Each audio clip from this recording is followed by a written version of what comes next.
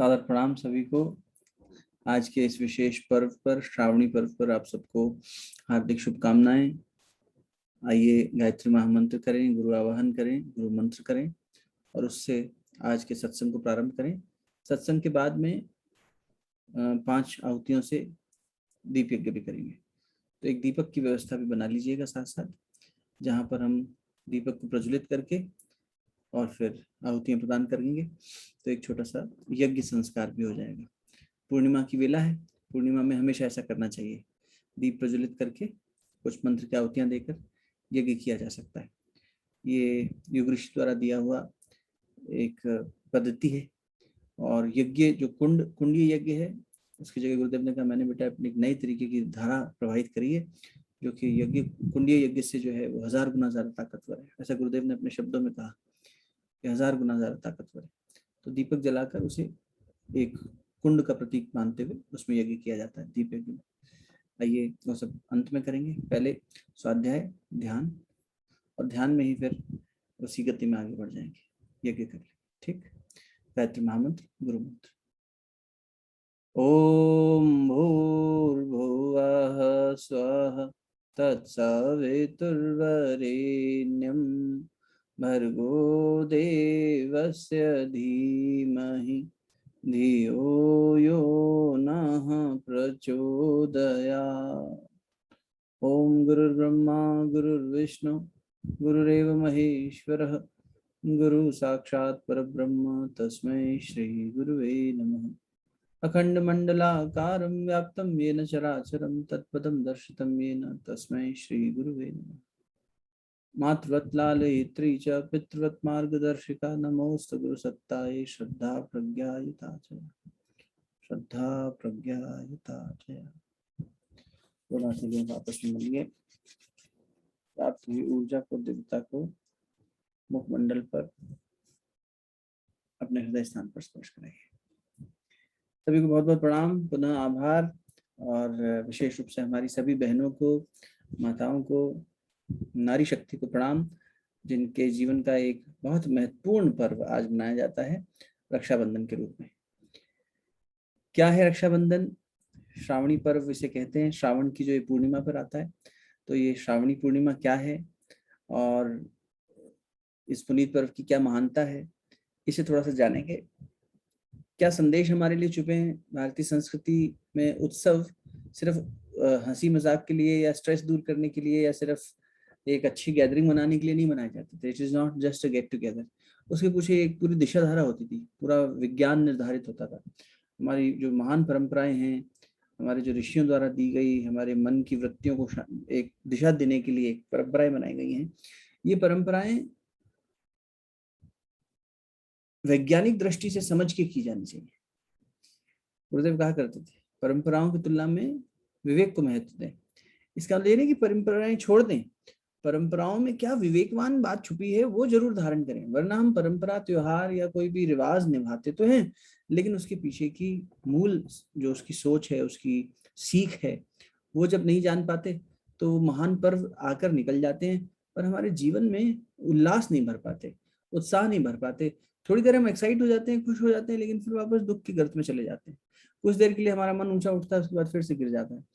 तो हम अपने कदम आगे बढ़ा सकें, उस किस दिशा में आगे बढ़ना चाहिए, क्या हमारे पास उसके विशेष जो ये पोजीशंस हैं नक्षत्रों की पर्वों में जो बनती हैं, उनसे हम क्या लाभ ले सकते हैं, श्रावणी किसे कहते हैं, श्रावणी किस चीज का त्योहार है, इसे जानने का आज प्रयास करेंगे। परम पूज्य गुरुदेव द्वारा रचित साहित्य के माध्यम से प्रयास करेंगे जानने समझने का।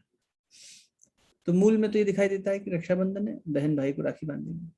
पर आपको शायद जानकर ताज्जुब हो कि एक समय था हमारी संस्कृति में, हमारे समाज में, जहाँ पर ये रिवाज होता था कि गुरुकुल हुआ करते थे, ऋषि कुल हुआ करते थे।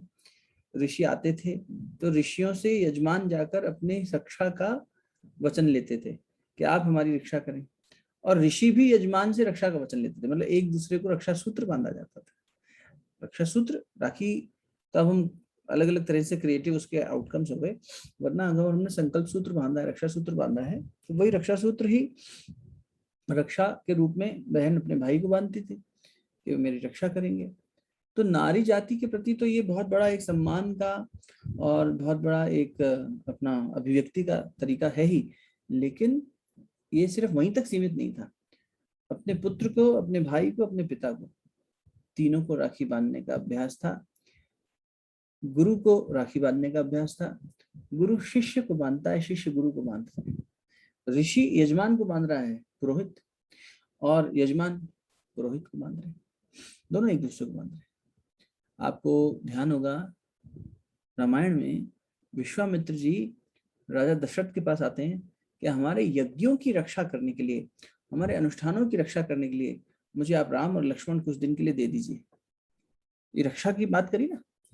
और वहां जाकर उन्हें दिव्य अस्त्र प्रदान किए, दिव्य ज्ञान प्रदान किया। विश्वामित्र जी ने रामचंद्र जी को, लक्ष्मण जी को दिव्य अस्त्र, दिव्य ज्ञान दान में दिया, सिखाया, और वहां उन्हीं से सीखकर फिर उसी की रक्षा करी, यज्ञ की रक्षा करी उन्होंने। तो लेन देन हुआ ना, दोनों ने एक दूसरे की रक्षा करी। यजमान ने ऋषि की रक्षा करी, ऋषि के ज्ञान ने यजमान की रक्षा करी। हमें अपने मूल्यों की रक्षा करनी है। मूल्य हमारे धर्मात् रक्षते धर्म, जो धर्म का पालन करता है, धर्म उसकी रक्षा करता है। हमें धर्म का पालन करना मतलब हम धर्म की रक्षा करें, धर्म हमारी रक्षा करे। तो ये हमारे यहाँ एक सामंजस्य की प्रणाली थी, जिसे श्रावणी पर्व पर विशेष रूप से इसलिए भी बनाया जाता है कि श्रावणी, ऐसा हमारी संस्कृति में मान्यता है, हमारे ऋषियों का कहना है। और जैसे मैं बार बार कहता हूँ आपसे कि महर्षि पतंजलि के अनुसार जो आगम प्रमाण है, आगम प्रमाण माने गुरु वचन में या ग्रंथ के वचन में पूरा भाव, श्रद्धा जिसकी होती है वो उसे स्वीकार लेता है एज इट इज। उसमें मन में संशय नहीं आता, क्योंकि हमने गुरु को इतनी बार परख लिया, जान लिया है, उसकी शक्ति को पहचान लिया है, उसको अनुभव कर लिया है। इन ग्रंथों के विज्ञान को इतनी बार टटोल टटोल के देख लिया कि ये पूरी तरीके से विज्ञान संगत है, तर्क संगत है, और जीवन को ऊंचा उठाने के लिए ही बात कर रहे हैं। कहीं से भी ऐसी गलत बात नहीं हो रही, इसलिए हम इस पर फिर अंधश्रद्धा कर सकते हैं। वहां अंधश्रद्धा ठीक है। अंधश्रद्धा मतलब अब हमें पूरी तरह से पता है। विवेकवान श्रद्धा होनी चाहिए जब तक कि हमारा पूरे विवेक की कसौटी पर हम खरा ना उतार लें। विवेकानंद जी ने अपने गुरु को कसौटी पर खरा उतार लिया, उसके बाद अब गुरु जो कहेगा वो कर सकते हैं, और गुरु ही करवा रहा है। ये पूरी श्रद्धा उनके ऊपर अटूट बन गई, सजल श्रद्धा हो गई। तो वो जो आगम प्रमाण है, यानी किसी ग्रंथ, किसी ऋषि, किसी गुरु की बात का, किसी महान व्यक्तित्व की बात का अनुसरण करना, उसे मान लेना श्रद्धा के आधार पर, विश्वास के आधार पर। इन्होंने कहा तो ठीक कहा होगा, ये हमारी परंपरा रही है। तो ऐसा हमारे यहाँ ये मान्यता है कि ब्रह्मा जी ने सृष्टि का जो संरचना करी वो आज के दिन करी, श्रावणी पर्व। स्थूल रूप से बहुत सारे इसमें क्रम किए जाते हैं, कर्मकांड किए जाते हैं। हम लोग जब शांति कुंज में थे तो दशा स्नान, 10 चीजों से स्नान करना। गौ माता के उत्पाद से गोबर हो गए, गौ अर्क हो गया, गौमूत्र जिसे कहते हैं, दही हो गया, दुग्ध हो गया, शहद हो गया, हल्दी हो गई। इस तरह से 10 चीजों का पूरा लेप करके गंगा जी में स्नान करके अपने नए जन्म का, क्योंकि ये द्विज पर्व है, ये द्विजोत्सव है। ये कौन सा पर्व है? जहां पर नए जन्म की बात की जाती है, मनुष्य के अंदर नया जन्म। तो काया पर ये सब लगा के एक तरह से इस काया का भी नया जीवन, नया, पुरानी काया हट रही है, नई काया मिल रही है, और इस काया का हम शुद्धिकरण कर रहे हैं। जैसे बालक जब जन्म लेता है, आजकल तो अस्पताल में जन्म होता है या नर्सिंग होम्स में होता है, पहले घर में ही हुआ करता था। तो ये व्यवस्था बनाई जाती है सभी जगहों पर कि बालक जब माँ के गर्भ से बाहर आया है संसार में, तो उसको नहलाया धुलाया जाए, उसके ऊपर की सारी मलिनता को उतारा जाए। ऐसे ही मलमूत्र में पड़ा था, सब उसको साफ किया जाए, इस संसार में आया, अच्छे से उसको तैयार करके फिर माँ की गोद में दिया जाता है। ऐसे ही अब ये पूरा कलेवर हम साफ करते हैं, पूरे कलेवर को, बाहरी कलेवर को ही नहीं, अंतः कलेवर को भी करना है। तो श्रावणी को इसलिए द्विजोत्सव, द्विज में हो गया नया जन्म। ओम स्तुता मया वरदा वेद माता प्रचोदयन्ताम पावमानी द्विजानाम। द्विज, इसी देह में नया जन्म देने वाली है गायत्री। तो ब्रह्मा जी के लिए भी बात आती है कि जब उन्होंने सृष्टि की संरचना करनी थी तो उन्हें प्रकट तो हो गए विष्णु की नाभि से एक बहुत ऊंचा कमल, खूब लंबी उसकी टहनी। अब विष्णु जी दिख नहीं रहे उनको, वो ऊपर है कहीं किसी और लोक में ब्रह्मा जी, विष्णु जी वैकुंठ लोक में। तो वो ब्रह्म लोक में बैठे हैं, वो चिंतन कर रहे हैं कि मुझे यहाँ कोई दिखाई नहीं दे रहा, कुछ समझ में नहीं आ रहा, मैं क्या करूं। एक अनायास मतलब अकेला मैं प्रकट हो गया और सब शून्य है, कोई हलचल नहीं है, करना क्या है। तो वहां उनको आकाशवाणी हुई, या यूं कह लो कि अंतः प्रेरणा हुई कि तप करो। तो उन्होंने गायत्री महामंत्र के तप से इस सृष्टि की संरचना करी, ऐसा वेद उद्घोष करते हैं। श्रावणी को यज्ञोपवीत का उत्सव भी कहा जाता है, यज्ञोपवीत का त्योहार है। यज्ञोपवीत बोलते हैं दाएं कंधे पर जो हम जनेऊ धारण करते हैं, यज्ञोपवीत 3 लड़ वाला यज्ञोपवीत होता है, सफेद रंग का जनेऊ, सूत्र है वो। सूत्र माने धागा भी होता है, सूत्र माने फॉर्मूला भी होता है ना, ब्रह्म सूत्र। इसे धागा भी कह सकते हो, इसे सूत्र माने फॉर्मूला, दोनों मतलब निकल रहे हैं। एक माला को पिरोने वाला सूत्र। अभी हम आप सब विचार संध्योदय पढ़ रहे थे तो उसमें था ना कि ब्रह्म चैतन्य का एक धागे के रूप में सभी फूलों में आवास है। फूल एक दूसरे से अलग हैं और धागे से अलग हैं, लेकिन वो धागा उन सबको बांधे हुए। उसी प्रकार ये ब्रह्म चैतन्य सारी सृष्टि को बांधे हुए, सबको साथ लाए हुए, लेकिन फिर भी सबसे अलग है। यहाँ पढ़ रहे हैं अपन इस बात को। तो श्रावणी पर्व क्या है? उसी यज्ञोपवीत को धारण करने का। यज्ञोपवीत धारण करना मतलब एक संकल्प धारण करना, अपने अंदर द्विजत्व को लाने का संकल्प। पूर्णिमा की आज रात्रि है, इस रात्रि में खिले हुए चंद्रमा से यही प्रार्थना करेंगे ध्यान करते समय भी कि हमारे अंदर नया द्विजत्व आ जाए। जैसे हर साल हम अपना रेंटल एग्रीमेंट हो, चाहे रिन्यूअल वो हो, ये हो आपका क्रेडिट कार्ड हो, ड्राइविंग लाइसेंस हो, इस तरह की चीजों को हम, बही खाता होता है जिन दुकानों पर, वहाँ हर साल उसका रिन्यूएशन कराया जाता है, रिन्यूअल। ये रिन्यू होती है चीजें। इसी प्रकार हम अपने आप को रिन्यू करते हैं। आज के दिन जब सृष्टि परमात्मा ने बनाई, तो वैसे ही मेरे अंतर सृष्टि रिन्यू हो सके, मेरे अंदर के कषाय कल्मश हटाने का मैं संकल्प ले सकूं, तो वो संकल्प धारण करने के लिए यज्ञोपवीत पहना जाता है। यज्ञोपवीत इस बात का सूचक है कि हम कांधे पर ही क्यों पहना? कांधे पर जिम्मेदारी उठाते हैं, किसकी? जीवन की। हम जीवन की जिम्मेदारी उठाते हैं, जीवन को ऊंचा उठाने की जिम्मेदारी उठाते हैं। ये जीवन एक महान उद्देश्य से मिला है। परम पूज्य गुरुदेव वंदे माता जी प्रज्ञा गीत पे बहुत जोर दिया करते थे। एक प्रज्ञा गीत है, जीवन बड़ा महान भाइयों, जीवन बड़ा महान, इस काया में ही जन्मे हैं राम कृष्ण भगवान। ये काया ही ऐसी है जिसमें भगवान भी आने के लिए तत्पर रहे, और आए तो इसी काया के माध्यम से संसार में अपनी लीला रची। ये कितनी इंपॉर्टेंट मनुष्य काया मिली है। तो इसमें हमारा अंतःकरण मलिनता में भर गया है। वही अंतःकरण बार बार, मन बुद्धि चित्त अहंकार बार बार हमारे शरीर को, जीवन को उठा पटक में से गुजार रहा है। तो हम उस मलिनता को त्याग सकें, उसकी जगह शुद्ध सत्वगुणी हो सकें। विचार चंद्रोदय की भाषा में कहें तो मलिन सत्वगुण से शुद्ध सत्वगुण में जा सकें। यही बात है, तमस से, अंधकार से प्रकाश की ओर जा सकें। और उस यात्रा का, अगर उस यात्रा पे चल पड़े तो उसका रिन्यूअल आज हो गया, तो नया यज्ञोपवीत पहन के वो किया जाता है। और इस यात्रा पर अगर नहीं चले हैं तो वो प्रेरणा लेना कि आज का पर्व मनाया क्यों गया है। सिर्फ एक, देखो अब क्या सीमित रह गया है, बाहर भी बाजार में यही बताया जा रहा है कि राखी बांधिए, एक दूसरे को तोहफे दीजिए और एक दूसरे के लिए ज्यादा ज्यादा प्रार्थना कर दी जाए, गुण विशेष कर दी जाए, हो गया। पर इतना तक सीमित नहीं है ना। और सिर्फ एक भाई बहन का संबंध नहीं है। अभी आपसे निवेदन किया कि ये संबंध समाज में एक अनुशासन व्यवस्था बनाए रखने के लिए। तो एक तो नारी के सम्मान की दृष्टि से नारी का काफी पीड़ा पतन से गुजरना पड़ा, उनके उत्थान की दृष्टि से इस पर्व की बहुत महत्वता है अनडाउटेडली। तो इसलिए हमें अब ये सोच बन गई है सीमित की, but it's only between sister and brother. पर जैसे कहा गया कि पिता को और पुत्र को भी राखियां बांधती है, अपने ननंद भाभी एक दूसरे को राखी बांधती हैं, होता है कुछ जगहों पर। तो it's not only between brother and sister. और उससे ऊपर ऋषि और यजमान। जो ऋषि कौन है? जो बाध्य कर सके हमें। गुरुदेव कहते थे ऋषि धारण करो अपने जीवन में और देवत्व धारण करो। ऐसे दोनों अलग अलग होंगे। बोले हाँ, ऋषि वो होगा जो तुम्हें बाध्य करेगा एक रास्ते पर चलने के लिए, अपना तप भी लगाना पड़ेगा तो लगाएगा।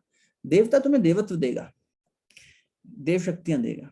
ऋषि तुम्हें उन शक्तियों को प्राप्त करने की पात्रता कैसे लानी है ये दिखाएगा। ध्रुव और प्रहलाद का उदाहरण देते गुरुदेव कहते थे उनके जीवन में नारद ऋषि जब आ गए तो देखो क्या चमत्कार हो गया। रत्नाकर के जीवन में नारद आ गए, ऋषि आ गया, तो डाकू से ऋषि हो गए, वो भी परिवर्तन आ गया ना। तो ऋषि जब आपके जीवन में आता है, एक अवतार जब आपके जीवन में आता है, तो हमारे जीवन में एक परिवर्तन करता चला जाता है। वो परिवर्तन को ध्यान में रखते हुए अगर हमारे जीवन में कोई गुरु है, कोई ऐसी ब्रह्म चैतन्य सत्ता है जिसको हमने धारण किया हुआ है, तो आज का श्रावणी पर्व का ध्यान, ये हमें त्योहार हमें ये ध्यान दिलाता है कि हमें रिन्यू करना है, अपने आप को रिन्यू करना है। यज्ञोपवीत को अगर आप देखें तो यज्ञोपवीत वास्तव में गायत्री महामंत्र का या गायत्री का एक स्थूल आकार ही है। गुरुदेव कहा करते थे जिस गायत्री महामंत्र से हमारे जो ब्रह्मा जी हैं जिन्होंने सृष्टि बनाई, वही गायत्री महामंत्र ये यज्ञोपवीत में दिखाई देता है। कैसे दिखाई देता है भाई यज्ञोपवीत में? उनका बिल्कुल सरल है। देखो गायत्री मंत्र में 3 पद हैं, है ना। तत्सवितुर्वरेण्यम भर्गो देवस्य धीमहि धियो न प्रचोदयात्, गुरु मंत्र कहा गया है गायत्री महामंत्र को। इसी से शक्ति प्रकट हुई है। तो उसी को गायत्री को हम धारण कर रहे हैं कांधे पर, मतलब गायत्री को कांधे पर धारण कर रहे हैं। तो हनुमान जी ने राम जी को और लक्ष्मण जी को कांधे पर उठाया था, तो हनुमान जी में कोई बात रही होगी, तभी उनके कांधे पर भगवान बैठ भी पाए और उनमें वो शक्ति भी रही होगी। और भगवान को उस कांधे पर बैठने के लिए, जिससे किसी आसन पर, किसी अधिष्ठान पर जब किसी को बिठाते हैं तो जितना श्रेष्ठ व्यक्ति होता है उतना बढ़िया आसन होता है। तो इस आसन में कोई बात रही होगी। ये याद दिलाने के लिए हमारे अंतःकरण में हम गायत्री मंत्र को, गायत्री माता को धारण कर सकें, ये याद दिलाने के लिए यज्ञोपवीत पहना जाता है। संकेत है, सिंबॉलिक है, लेकिन बड़ा महत्वपूर्ण है। यूं देखा जाए तो 2 पैसे का होता है, 2 रुपए 5 रुपए का आ जाएगा आज के समय में, इससे ज्यादा महंगा नहीं आएगा। एक यज्ञोपवीत जनेऊ। गुरुदेव कहते थे बेटा किसी किताब को आप उठाओ तो स्थूल में तो किताब नहीं है, कुछ टेक्स्ट लिखा हुआ है उस पर, सूक्ष्म में आप उनके अंदर लिखे हुए लेखक को, उसके साथ जुड़े हुए पात्र के साथ जब जुड़ते हो, उसमें लिखे हुए पात्र के साथ, तो आपका जीवन आमूलचूल तरीके से बदल सकता है, आपका चिंतन आमूलचूल तरीके से बदल सकता है। जिस तरह की पुस्तक पढ़ते हैं वैसे हमारा चिंतन शैली होता चला जाएगा, वैसा सोचेंगे। कोई क्रिमिनल नॉवेल्स पढ़ रहा है तो क्रिमिनल की तरह सोचेगा, या डिटेक्टिव की तरह सोच लेगा, पुलिस की तरह सोच लेगा, इतना ही। कोई महापुरुष को पढ़ रहा है तो महापुरुष की तरह सोचेगा, तो उसके अंदर वो द्विजत्व आता चला जाएगा, नया जन्म आता चला जाएगा। द्विजा नाम आयु प्राणम प्रजाम पशुम कीर्तिम द्रवणम ब्रह्मवर्चस्व, ये सब बात द्विजा नाम, पहले द्विज, नया जन्म दो पहले। इस नए जन्म में नए तरीके से धर्म के आधार पर, समझ के आधार पर, विवेक के आधार पर, गायत्री के आधार पर सत्कर्म करते चलें। सचिंतन के आधार पर सत्कर्म होगा, बात बन जाएगी। विचार बीज है, कर्म फल है। उस बीज का फल क्या है? कर्म। जो एक्शन लिया मैंने, कहीं उसका विचार पहले आया होगा ना, अच्छा बुरा जो भी एक्शन ले रहा हूँ वो तो रिजल्ट है। तो बीज कौन था? विचार। तो सच्चिंतन, सत्कर्म। यज्ञ को हम सत्कर्म के साथ जोड़ते हैं गुरुदेव, और गायत्री को सच्चिंतन के साथ जोड़ते हैं। तो ये सच्चिंतन, अब मंत्र क्या कह रहा है? तत्सवितुर्वरेण्यम भर्गो देवस्य धीमहि धियो न प्रचोदयात्। 3 चरण है। इसी प्रकार इसमें 3 लड़ होती हैं, 3 लड़ होती हैं। फिर इसमें देखेंगे अगर आप तो 4 तरफ इनके अंदर ग्रंथियां बनी हुई हैं, 4 गांठें बनी हुई हैं। और गायत्री महामंत्र में भी ओम जो पहला अक्षर है, बीज मंत्र है, फिर भूर्भुवः स्वः, ये 3 वृहतियां हैं। तो इस प्रकार 4 वहां हैं। इसी प्रकार शरीर में देखें तो रुद्र ग्रंथि है सबसे नीचे, फिर ब्रह्म ग्रंथि है यहाँ, और फिर विष्णु ग्रंथि और ब्रह्म ग्रंथि यहाँ हो गई। ह्रीम श्रीम क्लीम, ह्रीम श्रीम क्लीम, 3 शक्तियां, 3 ग्रंथियों का भेदन। पंचकोश में अभी हम लोग, आप लोग साथ में थे जो लोग, उन्हें पता होगा कि इनके ऊपर हमने किस किस तरह से इसमें बंध लगाकर और पंच प्राण के ऊपर साधना करके क्या क्या किया जा सकता है उसके बारे में चर्चा करी। तो ह्रीम श्रीम क्लीम, 3 शक्तियों के माध्यम से इन 3 ग्रंथियों का भेदन। और फिर एक ब्रह्म ग्रंथि है, 4 ग्रंथियां, वहां पर 4 गांठें हैं। गायत्री महामंत्र में ओम, ओम ही संदेश दे रहा है। ओम का मतलब प्रणव भी होता है, कि ये जो परमात्मा है ये सर्वत्र है, सभी प्राणियों में समाया हुआ है।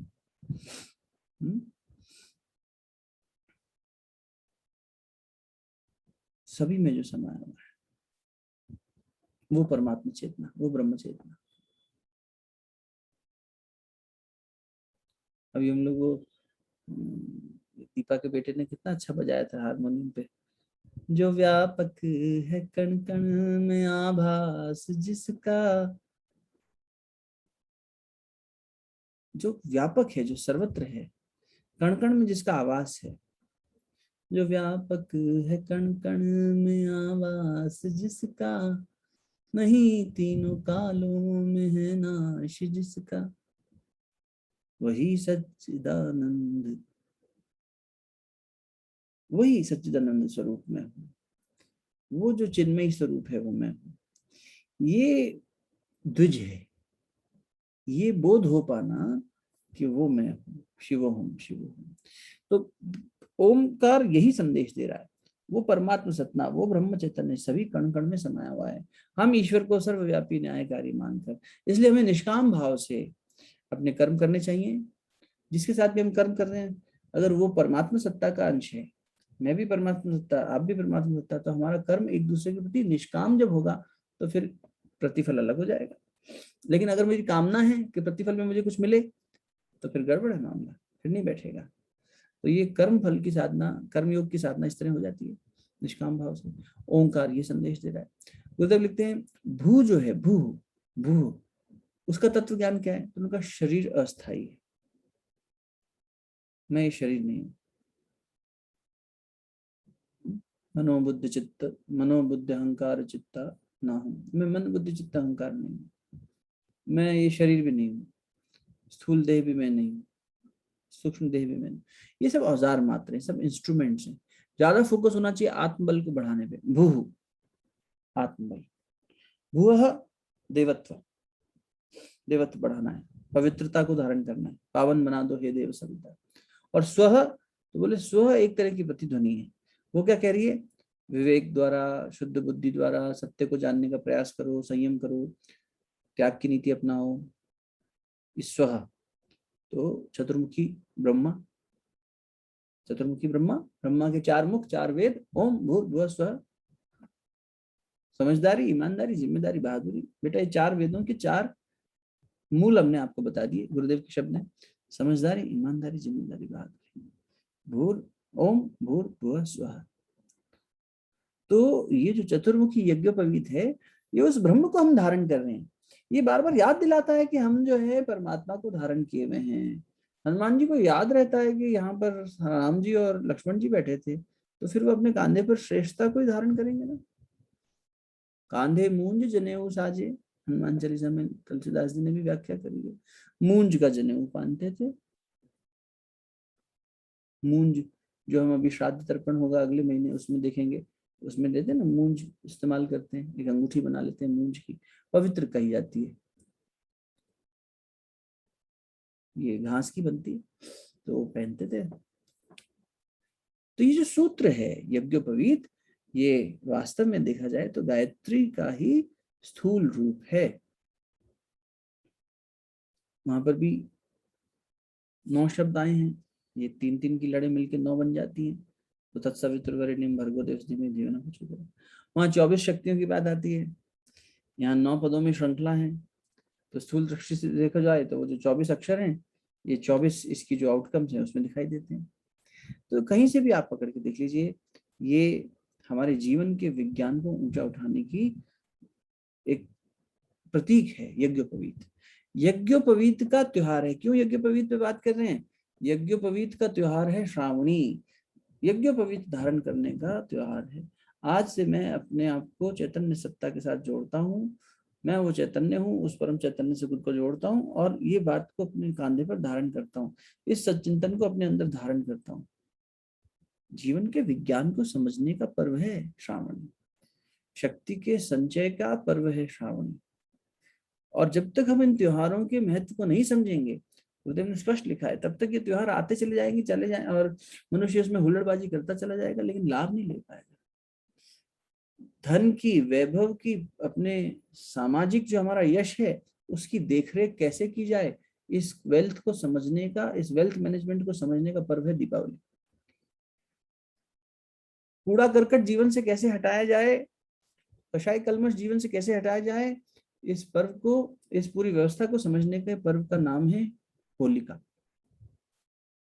सब कूड़ा करकट जला के खत्म, रंग भर दिए जीवन में, नए नए रंग भरेंगे, पुराना सब हटाएंगे, नए से शुरुआत करेंगे। होली का पर्व है उसका। दीपावली पर्व है कि मेरी जो वेल्थ है, एबंडेंस, पहले तो एबंडेंस में जीना, ग्रेटिट्यूड में जीना। जो ग्रेटिट्यूड में नहीं आएगा वो एबंडेंस में नहीं जिएगा। फिर उस एबंडेंस के आधार पर अपनी वेल्थ को समझना, जानना, और वेल्थ में सिर्फ धन ही नहीं, धन के साथ जुड़ा हुआ यश, लाभ ही नहीं, लाभ के साथ जुड़ा हुआ शुभ, इस सब को समझना, इसके विज्ञान को जीवन में उतारना और इसके आधार पर अपने नए साल की रीति परिणति निकालना, इस पर्व का नाम दीपावली है। इसलिए गुरुदेव ने कहा जब इन पर्वों को हम समझेंगे नहीं जब तक, तो फिर हम तो बस एक के बाद एक, आजकल देखो ना, कुछ भी पर्व के नाम पर हुल्लड़बाजी होती है। वो हल्ला होता है, डीजे बजते हैं, अलग अलग पैरोडी के गाने बन जाते हैं, लेकिन लाभ नहीं ले पाते। या अगर वो सब नहीं भी हम कर रहे हैं, हम सही तरीके से भी बना रहे हो कि नहीं, हम इसकी सैंक्टिटी को जानते हैं, तब भी उसका विज्ञान अगर हम जितना गहरा जानेंगे, उतना उस पर्व को, उस दिन को, उस रात्रि को, हमारे यहाँ रात्रि में पर्व मनते हैं, रात्रि के पहर में पर्व मनते हैं। होली का रात्रि को जलाई जाती है, दीपावली की आरती रात को की जाती है। दीपावली रात का पर्व है, दीपक रात को जलाया जाता है। पूर्णिमा रात को सेलिब्रेट की जाती है, अमावस्या होगी तो भी रात को सेलिब्रेट करेंगे। ये रात्रि, नवरात्रि, महाशिवरात्रि, जन्माष्टमी रात को मना रहे हैं। रात्रि के पहर में देवत्व को धारण किया जाता है, प्रकाश, ये सब चीजों को एक महत्व है, तो इन्हें समझना चाहिए हमें। और इसलिए ये रात्रि से शुरू होती है, शाम की संध्या से शुरू होकर अगले दिन भोर की संध्या तक जो पूजन है, पाठन है, पूरा रात भर चलता है। और फिर अगले दिन सुबह भोर में, जैसे आप देखिए रामायण का पाठ हो, है ना, ये सब रात को किया जाता है। पूर्णाहुति अगले दिन ब्रह्म मुहूर्त में होगी सुबह, तो रात भर चलेगा। माता की जगराते किए जाते हैं, चौकी की जाती है, सब जो करते हैं। रात में जागरण, रात्रि काल में जागरण, ये जो बात वहां भी आई थी विचार चंद्रोदय ग्रंथ में, कि जहाँ गीता जी में भगवान कृष्ण का उल्लेख करते हुए कि जहाँ संसार सोता है वहां योगी जागता है। तो योगी की जागने का मतलब जहाँ संसार खोया हुआ है तमस में, वहां पर भी जागृति, इसलिए ऐसे समय का इसमें विशेष रूप से ध्यान दिया जाता है। तो रात का ध्यान पूर्णिमा पर जरूर करना चाहिए।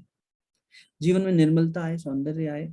सौंदर्य एक ऐसी वस्तु है, गुरुदेव कहते थे बेटा पशु पक्षियों को, कीट पतंगों को भी सौंदर्य प्यारा है, परमात्मा सत्ता को भी सौंदर्य प्यारा है। तुम्हारे भीतर का सौंदर्य क्या है? तुम्हारी निर्मलता। निर्मलता जब तक नहीं आई, पवित्रता जब तक नहीं आई, निर्मल, पावन बना दो हे देव सविता, निर्मल बना दो हे देव। कबीरा मन निर्मल भया जैसे गंगा तीर, पाछे पाछे हरि फिरे कहत कबीर कबीर। हमारी सुंदरता किसमें है? हमारी बुद्धि की, हमारे संस्कारों की, हमारे विचारों की, हमारे मनों की, मन के मनोभावों की निर्मलता में है। जो जितना निर्मल है, अंतःकरण जिसका कारण जितना सुंदर है, स्थूल सूक्ष्म तो बिगड़ता रहेगा, बनता रहेगा, कारण जरूर संभालना, कारण शरीर जरूर संभालना। कारण शरीर में आत्मा के जो मूल लक्षण है वो प्रतिबिंबित होते हैं, वो रिफ्लेक्ट होते हैं। सद्गुण हमारे अंदर आए, विवेक हमारे जीवन में उतरे, हमारे अंदर संयम उतरे और सेवा का भाव हो। और गुरुदेव ने इसी क्रम में कहा बेटा तुम 11 बार गायत्री जप लो, चाहे 11,000 बार, लेकिन अगर तुमने स्वाध्याय सत्संग नहीं किया बेटा, स्वाध्याय सत्संग अगर नहीं किया तो तुम्हारा जब बेकार है। जैसे मरी हुई लाश को गोद में उठाए फिरना, वैसी वाली बात है। एकदम ऐसे ही शब्द कहें, ऐसे ही शब्द लिखें। तो बड़े कठोर बातें कह जाते थे वो। तो वही है कि ये हमारी जो साधना है ना, उसमें जब तक स्वाध्याय सत्संग नहीं जुड़ता, तो गुरुदेव ने स्वाध्याय सत्संग के महत्व को इतना कठोरता से एस्टेब्लिश किया है। उसी से उन्होंने कहा कि तुम्हारे अंदर सेवा के भाव पैदा होंगे, नहीं तो केवल जब अहंकार पैदा कर देगा। अगर फलित होने भी लगेगा तो अहंकार पहले बढ़ा देगा, और नहीं तो वो भी नहीं स्थिति आएगी। वो जप में भाव जुड़ना चाहिए ना, वो भाव कहाँ से आएगा? जब हम महापुरुषों को पढ़ेंगे या ये ग्रंथों को पढ़ेंगे, हमें उसका विज्ञान समझ में आएगा तो हमारे अंदर भाव जागेगा। अब यज्ञोपवीत के बारे में विज्ञान समझ में आएगा तो यज्ञोपवीत पहनने का मन करेगा।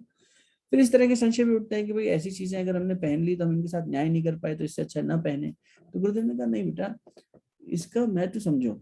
अगर आप सिर्फ परफेक्ट हो जाओगे तब कोई चीज करने लगोगे, तो संसार में परफेक्शन तो अभी बहुत कम लोगों तक पहुंचा है। अगर मान लो कोई बिल्कुल सही तरीके से उच्चारण करता हो, सही तरीके से सब करेगा, उसी को हम अलाउ करेंगे मंत्र उच्चारण करने के लिए, दीक्षा देने के लिए, तो फिर तो वंचित रह जाएंगे लोग। And the best learning happens while teaching. तो आप जब खुद करते हो, दूसरे को सिखाते हो, तो खुद के ऊपर भी अप्लाई होने लगता है। इसलिए गुरुदेव ने कहा सीखने का सबसे अच्छा तरीका बेटा सिखाना शुरू करो, जितना आया उतना सिखाना शुरू करो, तुम्हारा रिवीजन होगा, तुम्हारे साथ साथ सेल्फ रिफ्लेक्शन भी होता चला जाएगा। तो प्रतीक है, लेकिन प्रतीक से बहुत फल मिलता है। कर्मकांड है लेकिन उससे बहुत फल भी मिलता है। तो प्रतीक है तो क्या है?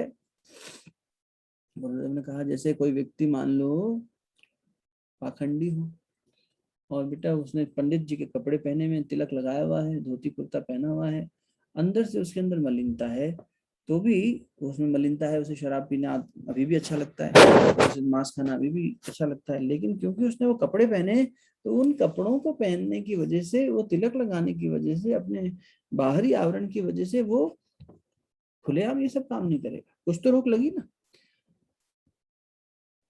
पारिवारिक संस्था में जुड़ा हुआ व्यक्ति, जब एक फैमिली, एक इंस्टीट्यूशन क्यों है हमारे यहाँ इतना महत्व गृहस्थ जीवन का, बाहर के देशों में कम है। 2-2 3-3 शादियां कर लेते हैं। ऑन एन एवरेज हमने एक जगह पढ़ा है कि अमेरिकन 3 विवाह कर लेता है 50-60 वर्ष की आयु के बीच में आते आते तक। 3 बार शादी कर ली लेकिन फिर भी सुखी नहीं हो पा रहा है। यहाँ हम क्यों एक गृहस्थी को इतना वो मान रहे हैं इंपॉर्टेंट, गृहस्थ जीवन को एक आश्रम के रूप में? क्योंकि मनुष्य बंधता है, मनुष्य पशुत्व की तरफ नहीं जाएगा। देवत्व की तरफ जाने के लिए पहले मनुष्यत्व तो बन। तो द्विज का मतलब क्या हुआ? हमारे अंदर जो पशुत्व है उसे त्यागना, पाश्विक प्रवृत्तियां जो सहज हमारे अंदर हैं। स्वाभाविक रूप से मनुष्य के अंदर पशुता भरी हुई है, क्योंकि कई जन्मों में यही करता आया है, और फिर 84 लाख योनियों से गुजरता हुआ आया है। तो उसमें सारी जितनी योनियां गुजरी, वो तो मनुष्य के अतिरिक्त कीट पतंगे, पशु, पौधे, यही सब थे। तो पशुओं वाला जो पाश्विक हमारा जीवन बीता है, वो संस्कार हमारे अंदर हैं, वो इम्प्रिंट्स हैं हमारे अंदर। तो वो हमारी जो एक यात्रा चलती आ रही है, उस वजह से गुरुदेव ने कहा कि स्वाभाविक दृष्टि से मनुष्य नीचे की ओर गिरने लग जाता है। जैसे पानी स्वाभाविक सहजता से ही नीचे चला जाता है, और जितनी गहराई होती है उतना तेजी से नीचे जाता है। जितना गहरा पतन का विचार होगा उतना तेजी से मन पीछे चला जाएगा, उसके नीचे चला जाएगा। ऐसे में ये हमारा पारिवारिक संस्था हमें रोकेगी। ऐसे में तो परिवार एक सिंबॉलिक प्रतीक है ना उसका। ऐसे यज्ञोपवीत हमें रोकेगा। हमारा एक एक फौजी अपनी यूनिफॉर्म में होता है, तो यूनिफॉर्म से याद दिलाती है ना बार बार, नहीं, हु एम आई, मैं देश का सैनिक हूँ। ऐसे हमें ये यज्ञोपवीत हमारे मनुष्य होने का याद दिलाने के लिए है। हम मनुष्य हैं, हम पशुता में नहीं गिर सकते। पशुत्व को त्याग कर देवत्व की ओर जाना है। वानर से नारायण की यात्रा की जा सकती है, हनुमान जी का जीवन प्रमाण है हमारे सामने। तो पहले मनुष्य बने, मिनिमम मनुष्य तो बने, और फिर मनुष्य से फिर और आगे जाने के लिए, इसलिए उन्होंने कहा कि ऋषि का और देवत्व का दोनों का वर्ण करो। जीवन में किसी ऋषि को ढूंढो, और वही एक में ही मिल जाए गुरु के रूप में, जहाँ ऋषि ऋषि भी मिल गया, देवत्व सिखाने वाला भी मिल गया, तो बढ़िया, 2 in 1 कॉम्बो पैकेज हो गया, बहुत अच्छा है, जैकपॉट लग गया। ऐसा गुरु मिल जाना, समर्थ गुरु, ये भी जीवन की बड़ी उपलब्धि है। तो स्वाध्याय सत्संग का ये महत्व बना रहे। श्रावणी पर्व पर हम अपने अंदर के द्विजत्व को जगा सकें, इस भाव से ध्यान करेंगे आज। और ध्यान के बाद में आप दीपक अभी जला लीजिए, हम ध्यान की अवस्था में बैठे रहेंगे। 5 बार गायत्री महामंत्र करते हुए, 3 बार महामृत्युंजय मंत्र करते हुए, एक बार प्रकट प्रज्ञा और सरल श्रद्धा यानी परम पूज्य गुरुदेव युग ऋषि पंडित श्री राम शर्मा आचार्य जी और परम वंदनीय माता जी, माता भगवती देवी शर्मा जी, दोनों का ध्यान करते हुए एक आहुति प्रदान करेंगे विशेष, और फिर उसके बाद में पूर्ण आहुति करके ध्यान का समापन करेंगे। तो आप सभी से विनम्र प्रार्थना, दीपक प्रज्वलित कर ले और स्थिर हो जाए।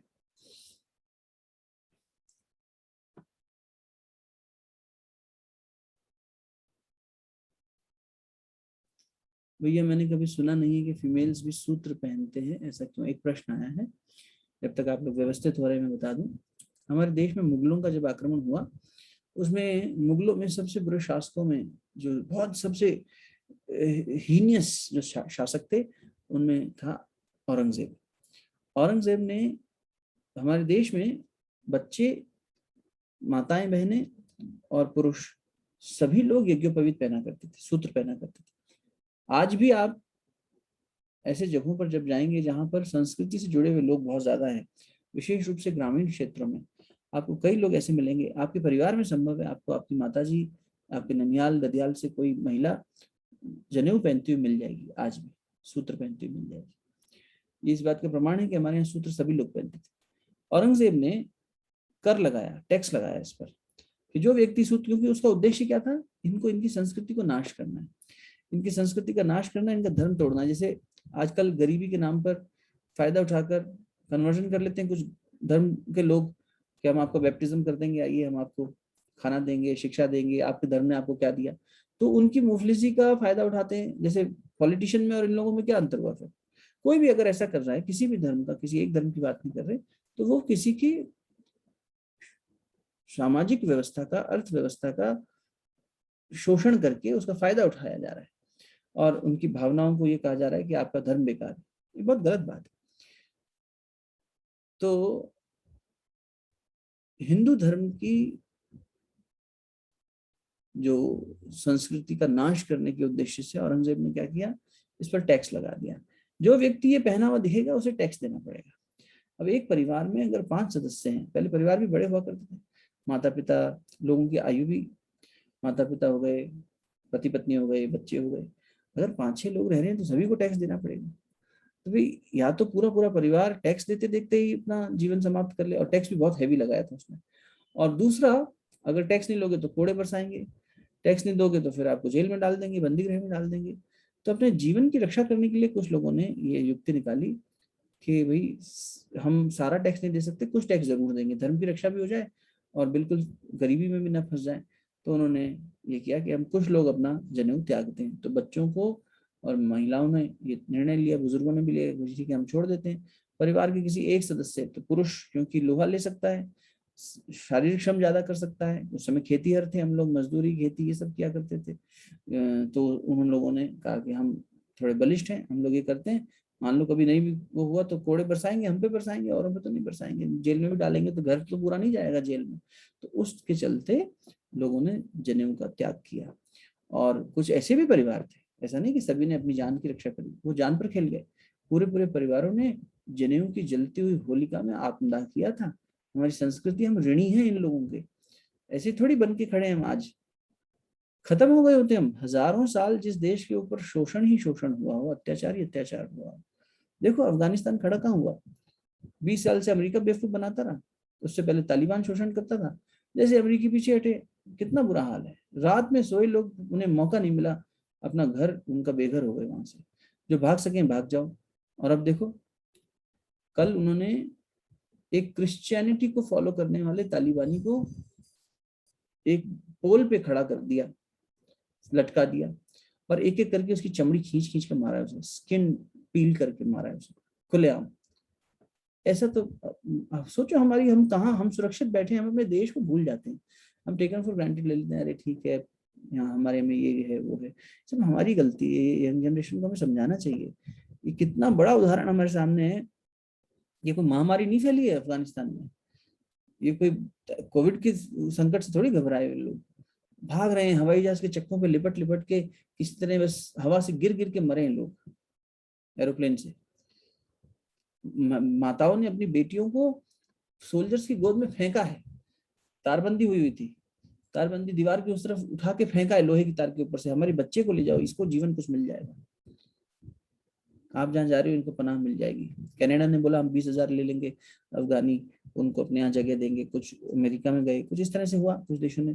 तो वो जब एरोप्लेन में जा रहे हैं तो उनको फेंक फेंक के अपने बच्चे दे दिए, किसी तरह मेरा बच्चा बच्चा है। महिलाओं पर कितना जुल्म हो रहा है वहां पर, क्या बच्चों का कोई जीवन नहीं है। तो आप देखो ना मनुष्यता कहाँ खड़ी है। आज हमें ये बोध करने का दिवस है। तो यही काम औरंगजेब ने किया, लेकिन बहुत सारे लोगों ने अपनी आहुतियां दी। कहते हैं नालंदा तक्षशिला की जो किताबें जली थी, सालों तक अग्नि शांत नहीं हुई थी। तब तो ये भारत एक ही हुआ करता था, पाकिस्तान अलग नहीं था, आज की ज्योग्राफी नहीं थी, पहले की ज्योग्राफी अलग थी। तो उसमें बलूचिस्तान, अफगानिस्तान, अफगानिस्तान कांधार, ये द्रौपदी वहीं की थी। महाभारत के समय तो सब एक ही था। बहुत ज्यादा पुराना इतिहास ज्योग्राफी का ये वाला नहीं है, ये भी अभी की बात हो रही है, कुछ समय पहले की। तो ये अपना औरंगजेब ने जब ऐसा किया तो इन लोगों ने, आत्मदाह भी करने वाले बहुत थे। नालंदा तक्षशिला की किताबें जली थी, तब भी बहुत समय तक अग्नि जली। कहते हैं ये जनेऊ की होली जली थी, जनेऊ की होली, और कई महीनों तक जलती रही थी। बहुत कुछ देखा है इस देश ने, लेकिन फिर भी खड़ा क्यों हुआ। विवेकानंद जी जैसे लोग जब ये बात का उद्घोष करते थे तो कांप जाते थे सुनने वाले भी, और उनके अंदर से भी एक ज्वालामुखी पड़ता था कि हमारी संस्कृति किन मूल्यों पर खड़ी है और किन लोगों के ऋण पे हम लोग खड़े हैं। और भारत की शक्ति उसका अध्यात्म है जो इसने उसको आज तक खड़ा रखा है। और आज इसी स्थिति में है कि लोग हमें जगत गुरु बनने की नजर से देखते हैं। हाँ, योग गुरु, जगत गुरु, विज्ञान के क्षेत्र में, इकोनॉमिक्स के क्षेत्र में, मैथमेटिक्स के क्षेत्र में, क्यों हम लोग किस आधार पर खड़े हैं। बुद्धिमत्ता ही थोड़ी है, सिर्फ संस्कार है, बहुत महत्वपूर्ण है संस्कृति का। तो इस पे यही ध्यान करते हैं कि हमारे अंदर द्विजत्व पैदा हो। ये कहीं कोई ऋषि इस भूमंडल पर, यूं तो सभी जगह ऋषियों का ज्ञान पहुंचा, लेकिन फिर भी हिमालय के आसपास हम हैं, जिस देश में हिमालय खड़ा है, सरल बात नहीं है ये हम लोग देखते नहीं, उपकार नहीं मानते ना हम। सोचकर देखो, विश्व की 14 बड़ी चोटियों में से 9 हिमालय पे है। पर्वतारोहियों की दृष्टि से भी बड़ा रोमांचक है, पर्यटकों की दृष्टि से भी बड़ा रोमांचक है, लेकिन सबसे ऊंची बात यह है कि धरती का ध्रुव केंद्र है। गुरुदेव ने कहा जिस प्रकार नॉर्थ पोल और साउथ पोल, गैलेक्सी से जो ऊर्जा आती है उसको नॉर्थ पोल लेता है, साउथ पोल लेता है, और दोनों एक दूसरे की तरफ फेंकते हैं, उससे धरती बैलेंस रहती है। नॉर्थ पोल से साउथ पोल, गुरुदेव की एक जगह बात कही हुई, बहुत बड़ी बात कही उन्होंने कि हम धरती की कुंडलिनी को जागृत करने आए हैं। आने वाले समय में धरती 23.5 डिग्री टेढ़ी हो जाएगी, मतलब उसकी एक्सिस टेढ़ी हो जाएगी। अभी अगर स्ट्रेट है तो टेढ़ी हो जाएगी, 23 डिग्री पे टिल्ट हो जाएगी। 1956 में गुरुदेव ने प्रयोग किया था, नर्मित प्रयोग। सूर्य के ऊपर सबसे ज्यादा सोलर फ्लेयर्स उठे थे। ये बड़े बड़े ऋषियों ने, उस समय के महान संतों ने उल्लेख करके कहा कि नहीं, ये जो प्रयोग किए जा रहे हैं, ये प्रयोग जो युग ऋषि कर रहे हैं, ये प्रयोग साधारण नहीं है, मनुष्यता में पहले कभी नहीं हुए। ये धरती के पूरे व्यवस्था को बदल रहे हैं, पूरे युग की एनर्जी को चेंज किया जा रहा है। तो धरती को पूरा एक ऑर्बिट में शिफ्ट कर रहे हैं। अब तक तुम जिस एक्सिस पे चलती थी, थोड़ा एक्सिस चेंज कर दो तो एनर्जी चेंज हो जाएगी। अब इसकी एनर्जी बदलेगी तो फिर युग चेंज हो जाएगा। सतयुग की एनर्जी अलग थी, द्वापर की अलग थी। एनर्जी हर चीज की अलग अलग है। जैसा विचार चल रहा है, जैसा पर्यावरण चल रहा है, जैसा माहौल चल रहा है, वैसी एनर्जी शिफ्ट होती जा रही है, भीतर भी और बाहर भी। ये तो कॉरेस्पॉन्डिंग चल रहा है, बाहर वाला भीतर को प्रभावित कर रहा है, भीतर वाला बाहर को। उस समय के ऋषियों की अलग साधना हुआ करती थी। आज जो ऋषि साधना कर रहे हैं, वो साधना आज के समय के अनुकूल है। आज आज जो मनुष्यता जिस चीज को हजम कर सकती है, वो ज्ञान परोसा जा रहा है और वहां से उठाया जा रहा है। इसलिए आवश्यक है हमारे लिए कि हम समझें अपनी संस्कृति को, कहाँ कहाँ क्या क्या बदलाव हो रहे हैं। थोड़ा सा भी जानने की कोशिश करेंगे तो आप पाएंगे कि किस महान जड़ से हम जुड़े हुए हैं। ऋषियों की जड़ें हैं यहाँ, ऋषियों का ज्ञान है यहाँ। तो जिस प्रकार नॉर्थ पोल और साउथ पोल गैलेक्सी से लेते हैं एनर्जी को और बैलेंस बनाते हैं एक ऑर्बिट का, वैसे ही अध्यात्म ऊर्जा का ध्रुव केंद्र है हिमालय, एंटीना है। सारी ऊर्जा सबसे पहले, आध्यात्मिक ऊर्जा धरती पर सबसे पहले प्रकट होती है तो हिमालय में प्रकट होती है। ऐसे थोड़ी यहाँ रहने का लाभ नहीं है, बहुत लाभ है यहाँ रहने का। इसलिए जाना चाहिए, समय बिताना चाहिए हिमालय की श्रृंखलाओं में, कभी कभी बैठना चाहिए। भले एक तरह से पर्यटन के नाम पर जाएं, लेकिन तीर्थाटन तो होगा। पर्यटक तक नहीं मत सीमित रहिए, जाइए, लेकिन वहाँ की ऊर्जा को धारण करने का मनोभाव लेके जाएंगे तो सिर्फ वही नहीं होगी हाइकिंग और स्कीइंग वगैरह, वहाँ पर आप देख पाएंगे कि नहीं, ये सिर्फ ऐसे नहीं है। जम्मू कश्मीर जाते हैं लोग, गुलमर्ग जाते हैं तो बस वहाँ स्कीइंग और ये सब, औली जाते हैं इधर उत्तराखंड में तो बस इतना तक सीमित रह जाता है कि रोमांटिक स्पॉट बन गए। वहाँ जाकर एक बार कभी बैठे शांत मन से तो आप देखेंगे अलग ही ऊर्जा होती है, अलग ही प्रेरणा उठती है मन में, जीवन का वास्तविक बोध समझ में आने लगता है, द्विजत्व पैदा होने लग जाता है। आप रडार के जितना पास जाते हो उतनी तेज एनर्जी फ्लो होती है, एंटीना के जितना नजदीक जाते हो उतना जल्दी जल्दी, आपका राउटर के जितना नजदीक होते हो डाउनलोड अपलोड स्पीड बढ़ जाती है आपके फोन में। क्यों? क्योंकि आप एंटीना के नजदीक हो, जहाँ से सोर्स है। हिमालय के जितना आप नजदीक जाते हो, हिमालय उतना आपको जो है ऊंचा उठा देता है स्वतः ही। वो एक वातावरण ही ऐसा है, ये ध्रुव केंद्र है। सबसे पहले एनर्जी यहीं इकट्ठी होती है, आध्यात्मिक ऊर्जा। तो आइए उसी विशाल हिमालय को प्रणाम करते हुए ध्यान करेंगे। आशा करता हूँ आप सभी ने दीपक जला लिया होगा। नेत्र बंद कर लेंगे, उससे पहले अपने आसपास जो है लाइट उसको डिम करना चाहें तो डिम कर दें, और छोटा सा ध्यान करेंगे 10-12 मिनट का, और उसके बाद में हम लोग आज का दीप यज्ञ करके समापन करेंगे। कल सुबह से विचार संध्रोदय की क्लास रहेगी, तो विचार संध्रोदय की दृष्टि से सुबह जो लोग आते हैं उन लोगों का सादर स्वागत। चलिए स्थिर हो जाइए।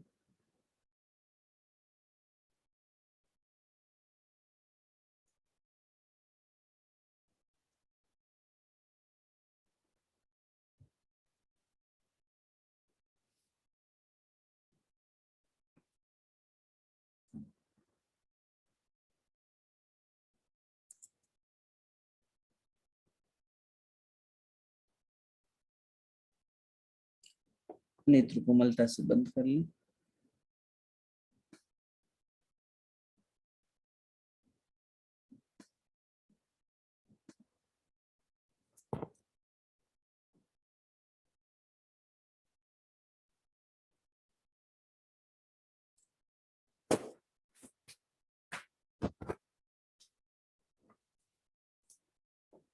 एक बार यहाँ से गायत्री महामंत्र बोला जाएगा ताकि हमारा मन देवात्मा हिमालय की ऊर्जा के साथ में जुड़ सके।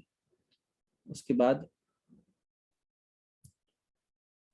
पूर्णिमा के चंद्रमा का ध्यान करेंगे, भीतर में द्विजित्व पैदा हो ऐसी प्रार्थना करें। गायत्री महामंत्र सुनते समय भाव करिए पूर्णिमा के खिले हुए चंद्रमा की रोशनी में लहलहाता हुआ, चमकता हुआ हिम आच्छादित हिमालय, बर्फ से ढका हुआ हिमालय, और उस पर पड़ता हुआ चंद्रमा का शीतल प्रकाश, चंद्रमा की शीतलता, चंद्रमा की चांदनी, सूर्य से लेकर ऊर्जा को सब जगह शीतल बनाकर बांटने का काम करते चंद्रमा, और हिमालय पर आच्छादित बर्फ चमचमाती हुई, चांदी की तरह चमचमाती हुई, उस हिमालय से जुड़ने का प्रयास करिए। ओम भूर्भुवः स्वः तत्सवितुर्वरेण्यं भर्गो देवस्य धीमहि धियो यो नः प्रचोदयात्।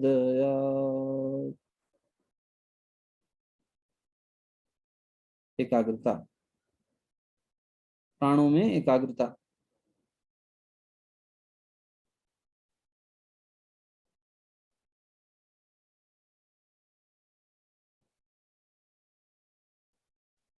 सांसों में एकाग्रता।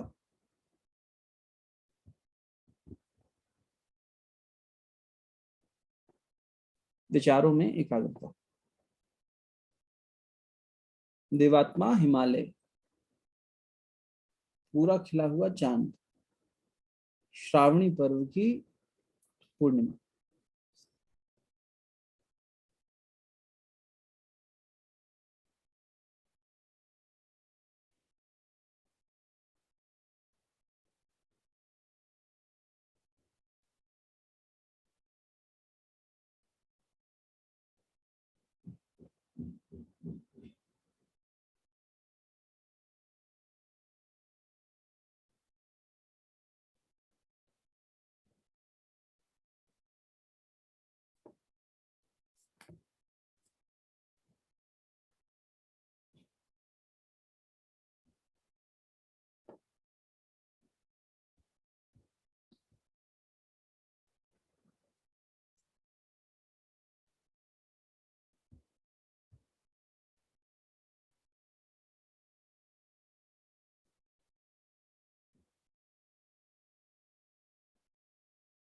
चमचमाता हुआ, चांदी के समान, अब्रक के समान हिम आच्छादित हिमालय।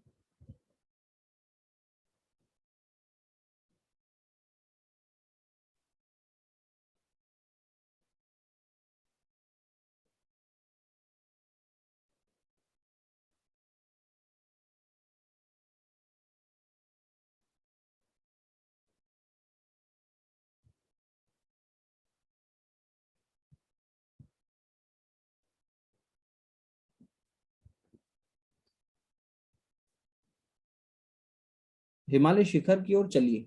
धीरे धीरे हम भीतर में नए जीवन को प्राप्त करने की शिखर यात्रा पर चल पड़े।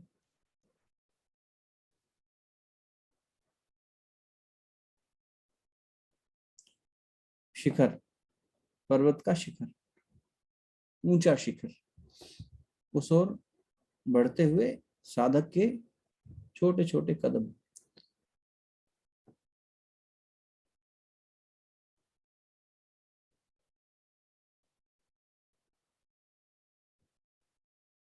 निर्मल अंतःकरण, पवित्र अंतःकरण से ओतप्रोत साधक।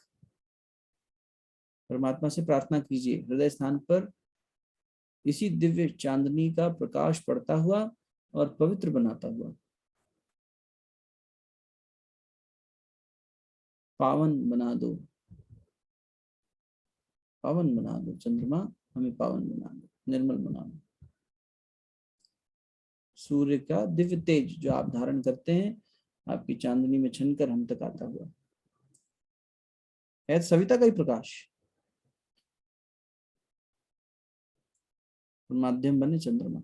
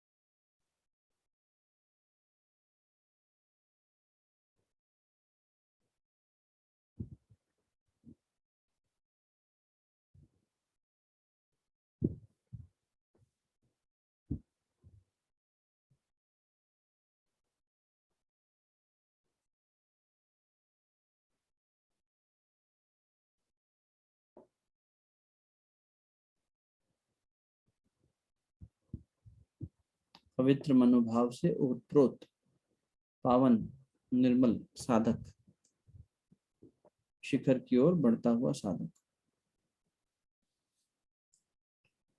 साहस के साथ, समर्पण के साथ धीरे धीरे चेतना के शिखर की ओर बढ़ता हुआ साधक।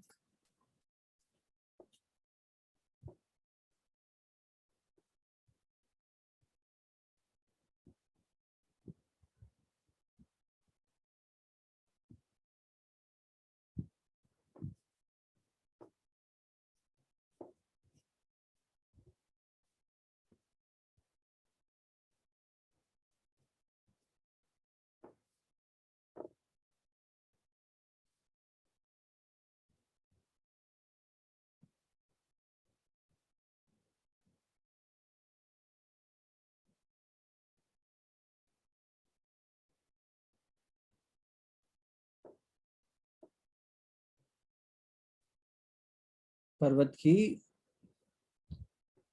ऊंचाई पर पहुंचकर एक स्थान पर आप बैठ गए।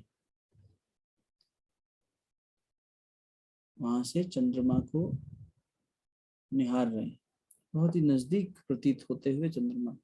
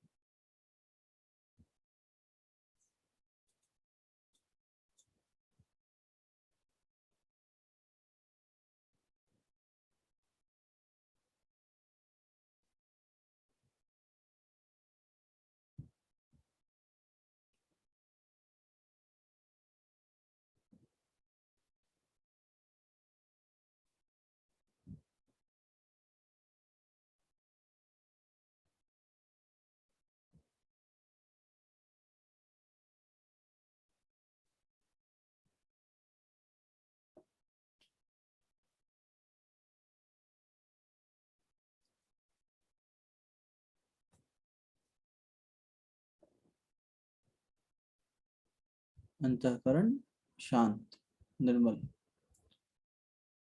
चंद्रमा की शीतलता में धुलता हुआ, स्वच्छ होता हुआ अंतःकरण।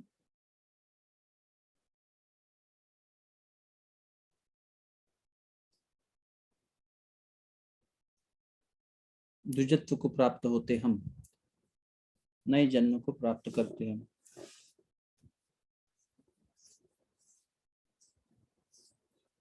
हिमालय के शिखर पर चंद्रमा का आभास।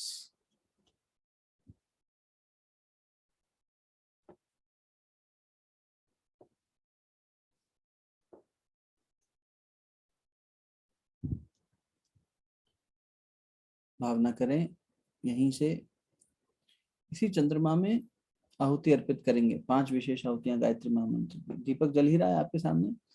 लेकिन नेत्र बंद करके बैठेंगे, इसी भाव में बैठे रहिए। मंत्र यहाँ से किया जा रहा है आहुति के भाव में। स्वाहा के साथ में भाव कीजिएगा कि चंद्रमा को हम अर्पण कर रहे हैं। क्या अर्पण करेगा मनुष्य? सब कुछ तो आप ही का दिया हुआ है।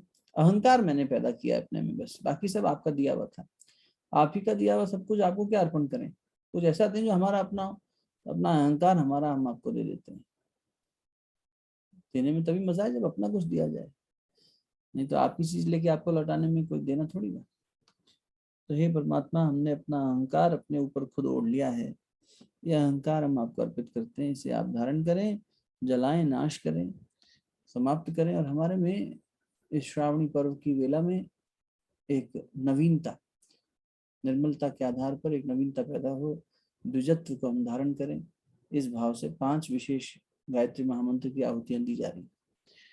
ओम भूर्भुवः स्वः तत्सवितुर्वरेण्यं भर्गो देवस्य धीमहि धियो यो नः प्रचोदयात् स्वाहा।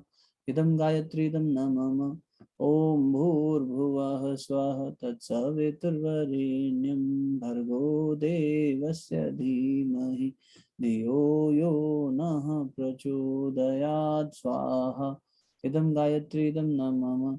ओम भूर्भुवः स्वः तत्सवितुर्वरेण्यं भर्गो देवस्य धीमहि धियो यो नः प्रचोदयात् स्वाहा। इदं गायत्री इदं न मम। ओम भूर्भुवः स्वः तत्सवितुर्वरेण्यं भर्गो देवस्य धीमहि धियो यो नः प्रचोदयात् स्वाहा। इदं गायत्री इदं न मम। ओम भूर्भुवः स्वः तत्सवितुर्वरेण्यं भर्गो देवस्य धीमहि धियो यो नः प्रचोदयात् स्वाहा। इदं गायत्री इदं न मम। उस ब्रह्म चैतन्य स्वरूप गायत्री माता को 5 विशेष आहुतियां समर्पित करके द्विजता की प्रार्थना करिए। आइए अब अपने गुरु को याद करिएगा। आपके गुरु, आपकी गुरु माता जो आपके जीवन को मार्गदर्शन प्रदान कर रहे हैं। यदि किसी के जीवन में उन्हें ऐसा लगता हो कि गुरु नहीं है, उन्हें ऐसा लगता हो कि गुरु तो है ही, तभी आप ये सत्संग में बैठे हैं। अभी कोई सत्ता आपको प्रेरणा दे रही है, बिठा रही है, आगे बढ़ा रही है, तो उसे एक व्यक्ति नहीं शक्ति के रूप में धारण कीजिएगा। और आप जिन्हें बहुत पसंद करते हो, ऐसे किसी ऋषि तुल्य व्यक्तित्व को जरूर याद कीजिएगा।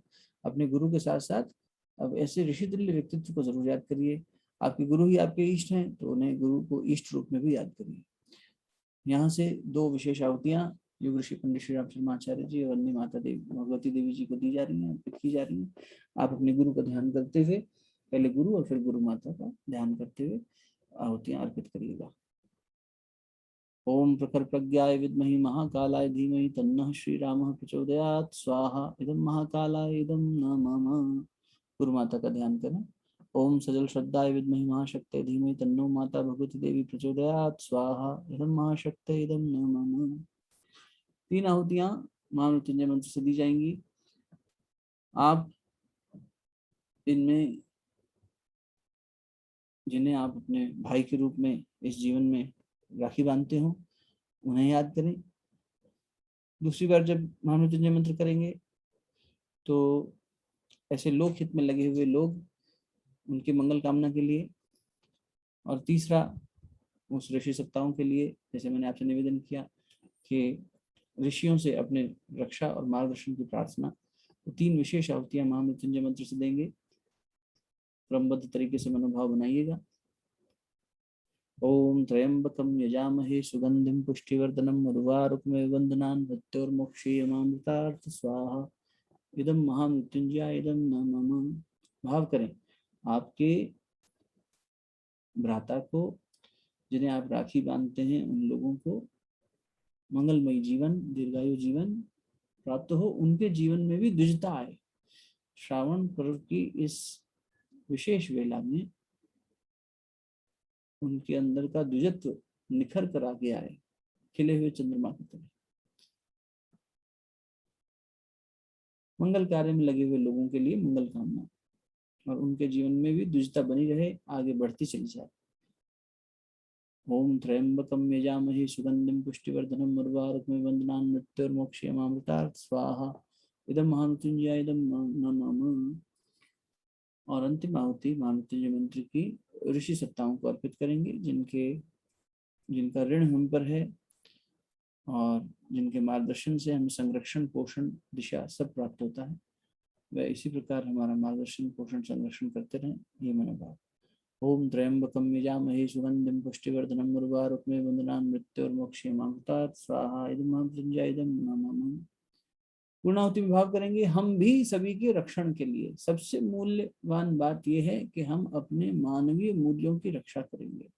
रक्षा सूत्र इसीलिए बांधा जाता है, व्रतेन दीक्षा मापनोति, दीक्षा में व्रत लिया जाता है। तो ये व्रत लेना पूर्णाहुति में, कि हम जो संकल्प सूत्र अपने हाथ में कलावे के रूप में बांधे हैं, श्रावण पर्व में इस यज्ञ पवित्र को, इस रक्षा सूत्र को या हाथ में बंधे हुए कलावे को ध्यान में लाइए और इस अनुशासन अनुबंध को स्वीकारिए कि उस विराट परमात्मा सत्ता के साथ हमारा जो अनुशासन है, जो अनुबंध है, उससे हम पालन करेंगे। इस संबंध में जो अनुशासन हमें पालने हैं वो हम पालेंगे। सबसे पहला अनुशासन और सबसे महत्वपूर्ण अनुशासन क्या है? मानवीय धर्म की, मानवीय गरिमा की, मानवीय मूल्यों की रक्षा करेंगे। पशु तो नहीं बनेंगे। पशु की ओर जाने के लिए हमारे जीवन में अनेक अवसर आएंगे, उसे हम रोकेंगे, मन को संयमित करेंगे, साहस के साथ ऊपर उठाएंगे, द्विजत्व का भाव बनाए रखेंगे। जब जब गिरने लगेंगे अपना संकल्प सूत्र, अपना एक पवित्र ध्यान, ये फ्रेंडशिप बैंड है, भगवान के साथ फ्रेंडशिप बांधी हमने, ठीक है ना। तो ये अनुबंध याद रखेंगे, ये संबंध याद रखेंगे। ओम पूर्णमदः पूर्णमिदं पूर्णात् पूर्णमुदच्यते पूर्णस्य पूर्णमादाय पूर्णमेवावशिष्यते स्वाहा। ओम सर्ववै पूर्णगुं स्वाहा, सर्ववै पूर्णगुं स्वाहा, सर्ववै पूर्णगुं स्वाहा।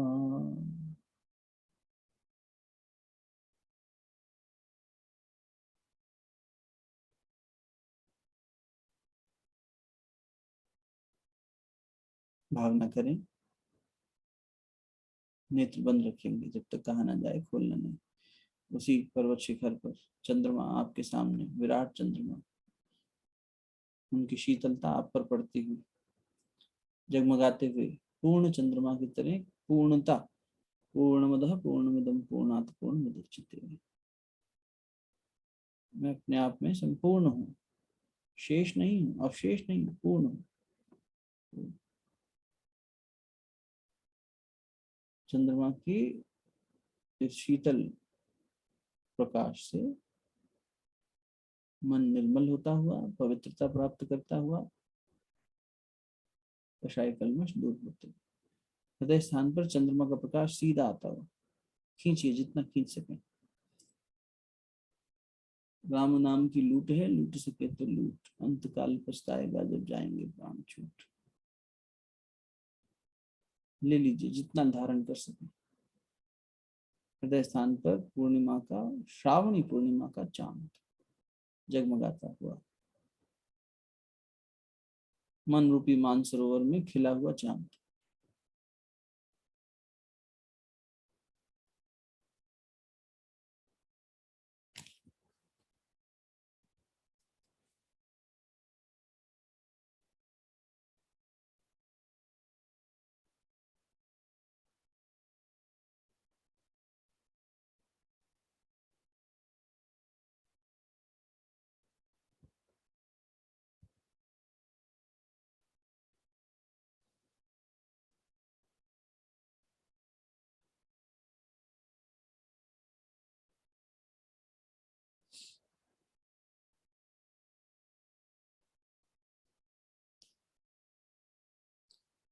श्रेष्ठतम सम्मान आरती, परमात्मा की आरती मनोमन भाव में करेंगे। भाव करें इसी पूर्णिमा की चंद्रमा का आप आरती कर रहे हैं, सम्मान कर रहे हैं। यहाँ से संक्षिप्त वैदिक आरती का उद्घोष किया जा रहा है, भाव बनाए रखेंगे। इसी ध्यान मुद्रा में बैठे रहना। ओम यम ब्रह्म वेदांत विदो वदन्ति परम प्रधानम पुरुषम तथान्य विश्वोद्गते कारणम ईश्वरम वा तस्मै नमो विघ्न विनाशिनाय। ओम यम ब्रह्मा वरुणेन्द्र रुद्र मरुतः स्तन्वन्ति दिव्यैस्तवैः वेदैः साङ्गपदिकमुपनिषदे गायन्ति यं सामगा। ध्यानामस्ति तद्गतेन मनसः पश्यन्ति यं योगिनो यस्यान्तं न विदुः सुरासुरगणा देवाय तस्मै नमः। देवाय तस्मै नमः। कर्पूरगौरं करुणावतारं संसार सारं भुजगेन्द्रहारं सदा वसन्तं हृदयारविन्दे भवं भवानी सहितं नमामि। त्वमेव माता च पिता त्वमेव त्वमेव बन्धुः सखा त्वमेव त्वमेव विद्यां दृढं त्वमेव त्वमेव सर्वं मम देव देव। भावना करें माने आरती की थाली आपके हाथ में, आप चंद्रमा की ओर आरती प्रदान कर रहे हैं और वो अपनी शीतलता से आपको नहला रहे हैं। क्षमा का भाव, भूल चूक के लिए प्रायश्चित करेंगे, ऐसा मनोभाव। हे परमात्मा सत्ता, प्रायश्चित भी आप ही के आशीर्वाद से संभव है। हमें साहस दें कि हम अपने दुष्कर्मों का प्रायश्चित कर सकें और सत्कर्मों की ओर आगे बढ़ सकें। इस भावना के साथ शांति पाठ यहाँ से किया जाएगा। उसके बाद विराट सत्ता को मन ही मन नमन करेंगे और फिर जब कहा जाएगा तो दोनों हाथों को मल के मुखमंडल पर स्पर्श करेंगे। शांति पाठ। ओम देव शांति अंतरिक्ष शांति पृथ्वी शांतिरापः शांतिरौषधयः शांति वनस्पतयः शांतिर्विश्वे देवाः शांतिर्ब्रह्म शांतिः सर्वगं शांतिः शांतिरेव शांतिः सामा शांतिरेधि। ओम शांति शांति शांति सर्वारिष्ट सुशांतिर्भवतु। दोनों हाथ जोड़कर विराट देवात्मा हिमालय को, श्रावणी पूर्णिमा के चंद्रमा को, उन ऋषिगणों को, गुरुजनों को नमन करेंगे जिनकी असीम अनुकंपा से यह सत्संग संभव हो पाया। ओम नमोस्तनंताय सहस्रमूर्ते सहस्रपादाक्ष शिरोरुभावे सहस्र नामने पुरुषाय शाश्वते सहस्र कोटि युगधारिणे नमः। असंभवं संभव कर्तुमुद्यतं प्रचंड झंझावृतिरोध सक्षमं युगस्य निर्माण कृते समुद्यतं परम महाकालमं नमाम्यहम्। परम महाकालमं नमाम्यहम्। सभी का कल्याण हो, सभी के जीवन मंगल में हो, ऐसी भावना के साथ दोनों हथेलियों को आपस में मलिए। प्राप्त हुई दिव्यता को मुखमंडल पर, अपने हृदय स्थान पर अच्छे से स्पर्श कराएं। धीरे धीरे नेत्रों को खोलते हुए सहज अवस्था में लौट आए। सभी को बहुत बहुत आभार, बहुत बहुत धन्यवाद। फिर से श्रावणी पर्व की बहुत बहुत शुभकामनाएं। पूर्णिमा का चंद्रमा अभी भी खिला है। जितना जितना आपका समय आपको सहयोग दे, आप चाहें थोड़ी देर और बैठिए इसकी चांदनी में, शीतलता में, और नहीं तो इसी मनोभाव में आप थोड़ी देर मौन रहते हुए निद्रा मैया की गोद में जाएं और ये नींद एक नया जागरण बने। इसके माध्यम से हम नए जागरण को प्राप्त हों, हमारे अंदर द्विजत्व पैदा हो। इस भाव के साथ आज के सत्संग को समाप्त करते हैं। जो लोग विचार संध्रोदय का सत्संग करते आ रहे हैं, आगे करना चाहते हैं, कल सुबह से फिर से क्रम शुरू करेंगे। 6 बजे से सत्संग रहेगा। बहुत बहुत प्रणाम।